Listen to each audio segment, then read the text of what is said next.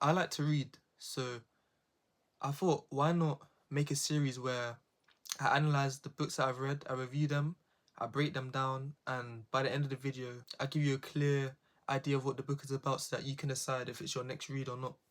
Now, the book I have for the first episode of the series is Atomic Habits by James Clear. So basically, what the overview of the book is, it's basically about habits, how you can build habits and how you can break them, and essentially how small changes, small actions can accumulate and cause a big shift in your life. We start with the fundamentals, why tiny changes make such a big difference in the long run.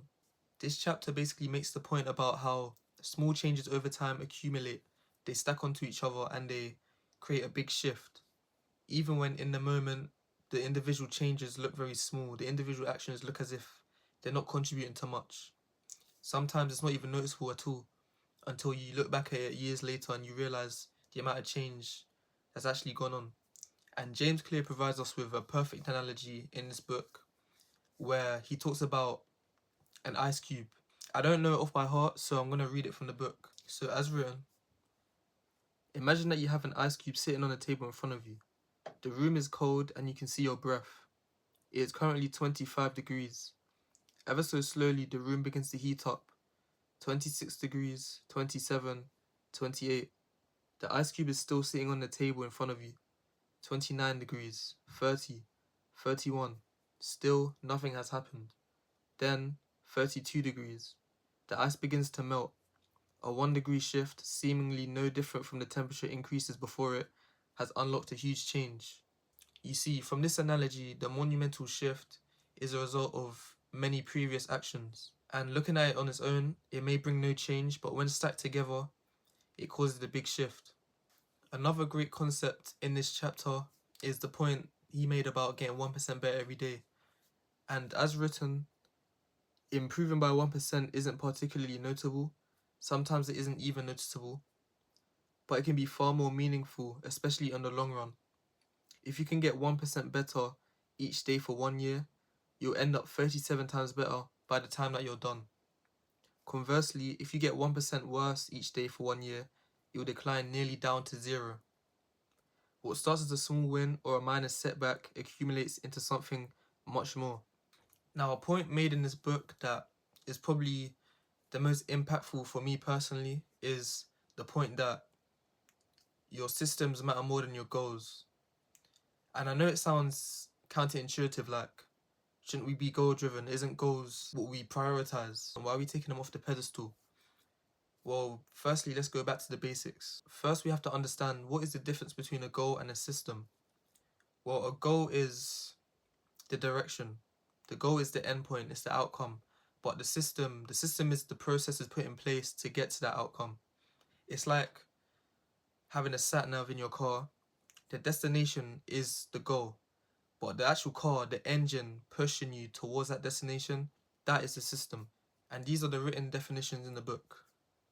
Goals are about the results you want to achieve. Systems are about the processes that lead to those results. An example of this would be if you were to be a basketball coach, your goal would be to win a championship, but the processes put in place would be the assistant manager, the assistant manager you hire, how you conduct practice, and the way that you recruit your players. And a funny but interesting point made in this book that kind of reframed my whole perspective on goals and how we overemphasize them. It was a question, and as written, it says, if you completely ignored your goals and focused only on your system, would you still succeed?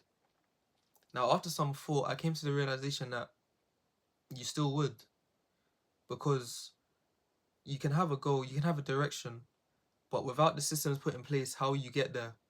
And then, in contrast, you may not know where you're going, but the fact that you have a system means you're still going somewhere. You're still making more progress than you would if you only had a goal and no system. And this is in no way me calling goals useless, but I just mean that processes are just as important. And what made that final shift in my perspective was how James said that winners and losers always have the same goals, but what differentiates their level of success is the systems that they have, how effective they are, how easy to stick to they are. You know, are the systems actually put in place to support your goal, or are they in disguise pushing you further away from it? So within this next chapter, we cover how identity links with your habits. Your identity is a result of your recurring habits, with every repetition of a habit casting a vote towards the type of person you wish to become. You know, casting a vote between either becoming the person that's more organized or the person that stays in a cluttered environment, or the vote between the person who's in shape and has a healthy body, or staying as a person that still eats unhealthy and doesn't train properly. A great example used is the analogy of the two smokers that are attempting to quit smoking. So we have two people, we have person A and person B. So person A is offered a cigarette, and their response to that is, no thanks, I'm trying to quit smoking. Now person B is offered a cigarette in the same way, but their response is, no thank you, I don't smoke. Now based off of those two responses, who would you say is more strongly rooted in their belief that they're not a smoker? Out of the two responses, who would you assume never had the problem of smoking to begin with? You'd say it's person B, right? Because their response is, it's literally them embodying the identity of someone that was never a smoker to begin with. Whereas person A, their response still implies that they're stuck between being a smoker and not being one. Like, they're still in the process of trying to get out of it. They haven't asserted the fact that that problem is done for them. Now let's get into the main topic of this book, habits.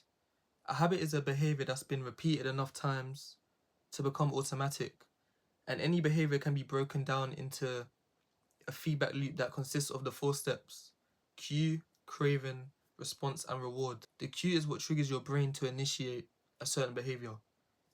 Now, dating back to the prehistoric times, our ancestors used cues to identify the whereabouts of food, water, and sex, you know, the main things that aided our survival and reproduction. And those were our primary cues. But in today's age, we've learnt to pick up secondary cues like money, status, social approval, friendships.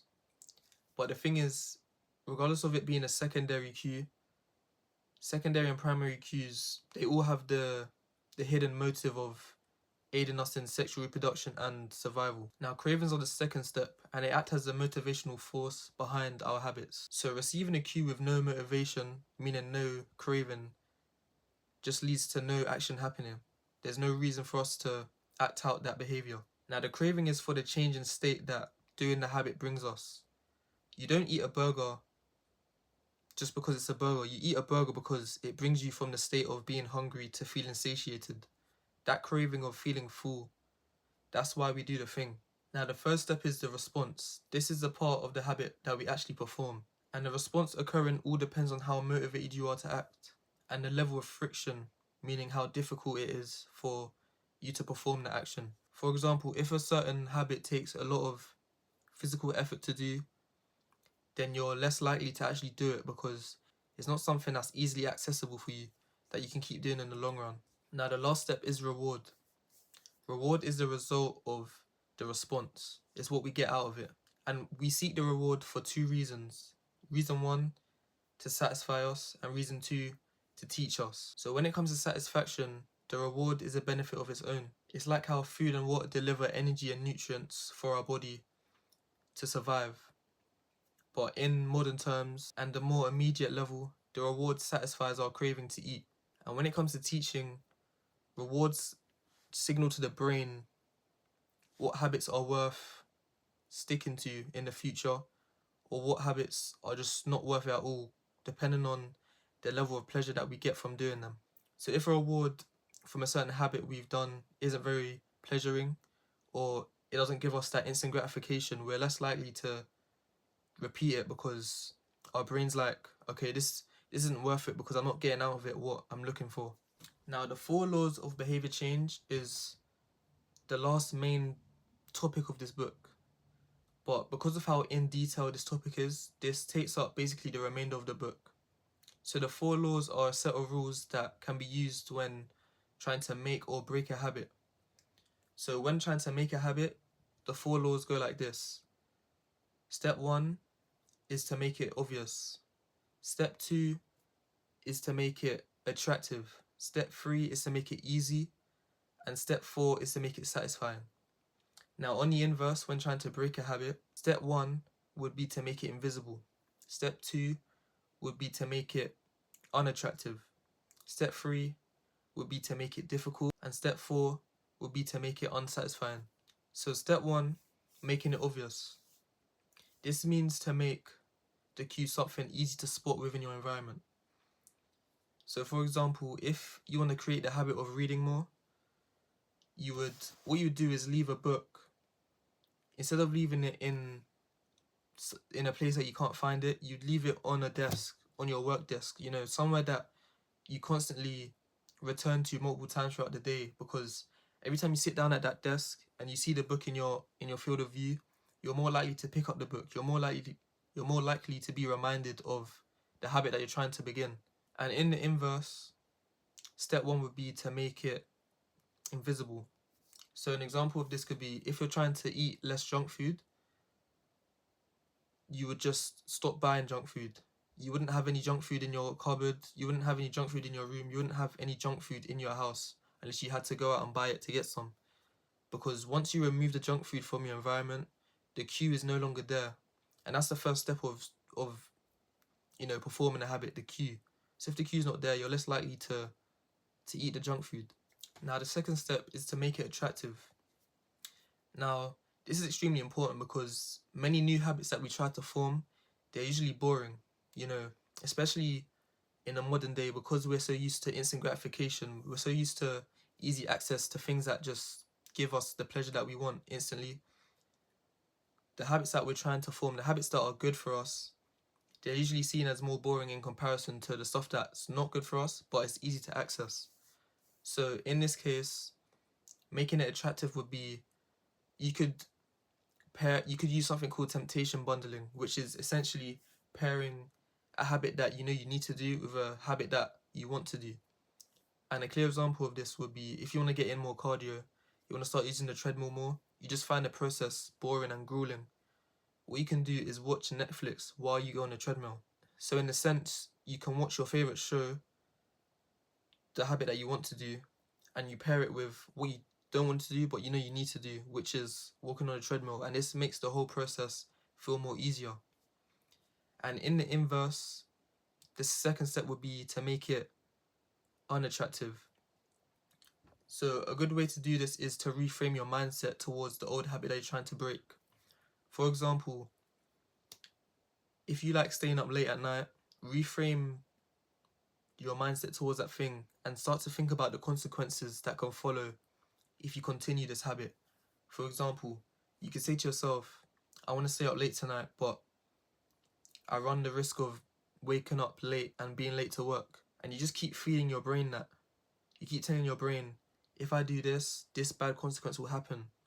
And we don't want this consequence to happen because such and such. And it makes the brain, start to realize there's no real benefit in comparison to all the consequences that could follow up with it. And in a sense, you become less likely to really want to follow through with the habit because you know of all the consequences that could be present. Now, the first step in the 4 laws of behavior change is to make it easy. Now, this basically means to reduce the friction in your environment, to reduce the steps between you and a new habit that you're trying to create, the new habit that you're trying to implement into your life. Now, example for this would be, if you want to start going to the gym more, but you just hate the process of putting your shoes on, packing your gym clothes, and you just can't seem to get yourself out of the door in the first place. What you should do is the night before, pack all your clothes, get your shoes, get your keys, put them all next to each other, right by the front door. What this does is that when you wake up the next morning, you walk downstairs and you see everything set up, everything ready for you. In your mind, there's no more steps. All you have to do is put your shoes on, pick up your bag and leave the door. And this is also something called priming your environment, because priming your environment basically means setting it up so that there's no friction, there's no added steps. You can just be on go mode. Now, the inverse to this would be to make it difficult. For example, let me extend on the example I used about the sweets, right? So if there's no sweets in your house, what's the next, step in trying to get those sweets if you really want it? You have to leave your house and go to the shop. But these added steps of physical effort, you have to leave your house, you have to walk to the shop, you have to buy the sweets, come back home. Like, all of it is added steps. It makes it more difficult. And for some people, it discourages them from wanting to even do it because they can't be asked to leave the house. They just want the sweets with them where they are right now. They don't want to have to do the extra work to get it. And now, me personally, if I'm hungry enough, I'll walk to the shop and I'll get the sweets. Like, that doesn't do nothing for me. But it's just an example that kind of lays down the foundation of how you can make things more difficult. Like, that might not do anything for you. Like, it doesn't do anything for me. So I have to put more steps in place to make me wanting to eat sweets more harder for me to do. Now, the fourth and final step of the 4 laws of behavior change is to make it satisfying. So when trying to implement new habits into your life that may be boring, but it's good for you, making it satisfying can be done through a psychological method called positive reinforcement. Now, this is a tried and true method. This has been recorded many times in past history, but essentially what it is you complete the habit that you're trying to do, you complete the action that you don't want to do, what you need to do, and then you follow it up with a reward. You follow it up with something that you enjoy doing, and that creates a positive feedback loop in your mind that tells you, if I do this thing, I'll always get this reward. And an example of this would be studying for 2 hours and immediately following that up with going on the game. When you tell yourself, I need to study, I just can't be arsed, but you tell yourself, if I study, I'll go in the game, I'll reward myself, you're more likely to do it because at the end of it, you get what you want. And in the inverse, this would be to make it unsatisfying. So, to make it unsatisfying, we could say, let's say you eat too much junk food. Going back to the sweet analogy. Let's say you eat too much junk food, and let's say you live with people. What you can do is, anytime someone sees any sweet wrappers in your bin, around the house, wherever, they're allowed to take £20 from you. That shock, that fear of losing something valuable, losing money, it kind of shocks you into place. It kind of makes you, no matter how badly you want to eat the sweets, you're like, no, I'd rather keep my money than enjoy some sweets for 20 seconds. Like, and obviously I'm not saying you have to put money at risk, but put a consequence, present a consequence in your environment, that's enough to shock you into not wanting to do that habit anymore. Create that negative feedback loop in your mind that tells it, if I do this thing, this bad thing will happen, meaning that I don't want to do it anymore. So that was my overview of Atomic Habits by James Clear, and personally I rate it a 10 out of 10 simply because this book definitely changed the trajectory in my mindset and just how I treated goals. And also because, I read it when I started content creation, so it's kind of in a special period of my personal development, But let me know if there's any books you want me to read, whether that's books that you want to read but you want an honest review on, or it's books you've already read but you want a second opinion on. And yeah, I hope you enjoyed this video.